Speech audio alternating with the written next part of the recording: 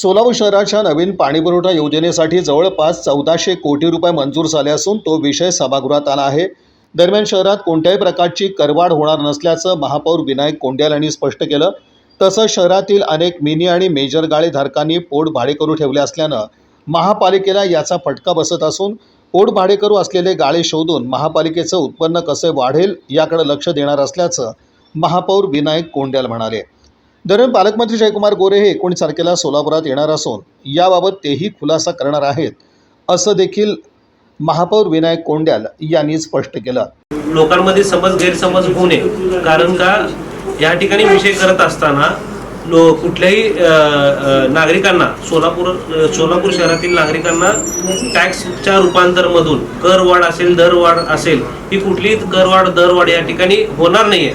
उलट या ठिकाणी अनेक स्रोत सोलापूर महानगरपालिकेमध्ये च्या माध्यमातून जर वर्ल्ड बँकेच्या माध्यमातून या ठिकाणी 800 कोटी आम्हाला या ठिकाणी मिळणार आहेत, त्याला आम्हाला कॉन्ट्रीब्युशन मनी म्हणून जे काय आम्हाला द्यायचं आहे तर एक तर बॉन्डच्या स्वरूपातून आम्ही या ठिकाणी तो निधी उभा करणार आहे। आणि तसंच दुसरा म्हटलं तर या ठिकाणी अनेक स्रोत महानगरपालिकेच्या उत्पन्नाच्या वाढीमधून आहे।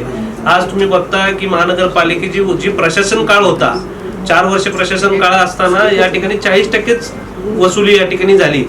आज ही पुढे ही 40% वसुली आम्ही 80-90% पर्यंत कसं नेता येईल ह्याच्यावर आम्ही या ठिकाणी भर देणार आहे। त्यात भूमी मालमत्तेचा विषय अनेक तुम्हाला माहिती आहे की मेजर गाळे मिनी गाळे आपल्याला या ठिकाणी आहेत, ते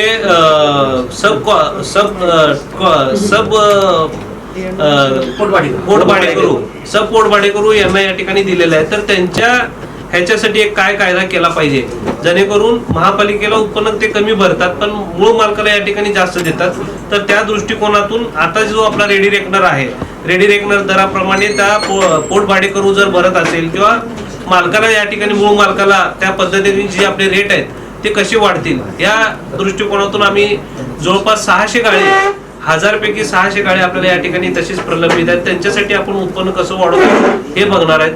आणि बीओटीचे प्रकल्प सोलापूर महानगरपालिका अनेक बीओटीचे प्रकल्प आपल्याला या ठिकाणी जागा तसेच पडून आहेत, तर बीओटी प्रकल्प कसं राबवून महानगरपालिकेचं उत्पन्न कसे वाढवता येईल या ठिकाणी आमचं दृष्टिकोन राहणार आहे। कारण का आज तुम्ही बघितलात पुणे महानगरपालिका असेल, पुणे पिंपरी चिंचवड महानगरपालिका असेल, त्यांनी ही महापालिका श्रीमंत कशी झाली तर अनेक जागा जमिनी त्यांचे जे महानगरपालिकेचे आहेत त्या ठिकाणी ते प्रकल्प उभा करून बीओटीवर जे काय असेल त्या ठिकाणी लगेच निर्णय, आज तुम्हाला माहिती आहे 20-20 वर्ष झाले या ठिकाणी कुठलाही निर्णय होत नाही आणि ते प्रकल्प पूर्ण न होता ते प्रकल्प तसंच राहतो।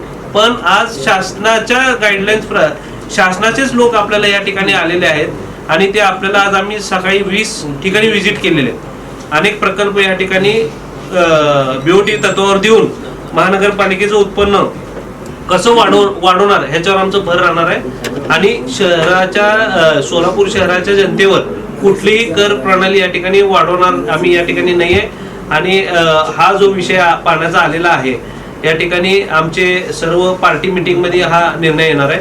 फक्त आयुक्त साहेबांना या ठिकाणी हा महत्वाचा विषय परत, कारण का आपल्याला माहिती आहे की बोर्ड व्हायला 1-2 महिना या ठिकाणी लागतो, तर हा विषय तसा राहणे हा विषय सोलापूर शहराच्या सर्वांगीण विकासासाठी गरजेचा विषय असल्या कारणाने हा विषय अजेंड्यावर घेतला आणि तो त्याचा निर्णय पार्टी मीटिंग मध्ये ठरणार आहे। यावेळी पालिका सभागृह नेते नरेंद्र काळे तसंच स्थायी समितीच्या सभापती रंजिता चाकोते उपस्थित होते। या बातमीपत्राचे प्रमुख प्रायोजक प्लॅटिनम मॉल इंद्रधनु सोलापूर, सोलापुरातील सर्वात प्रतिष्ठित इंद्रधनु सोसायटीचा नवीन भव्य कमर्शियल प्रोजेक्ट आता रेल्वे स्टेशनच्या अगदी शेजारी शहराच्या मध्यवर्ती ठिकाणी।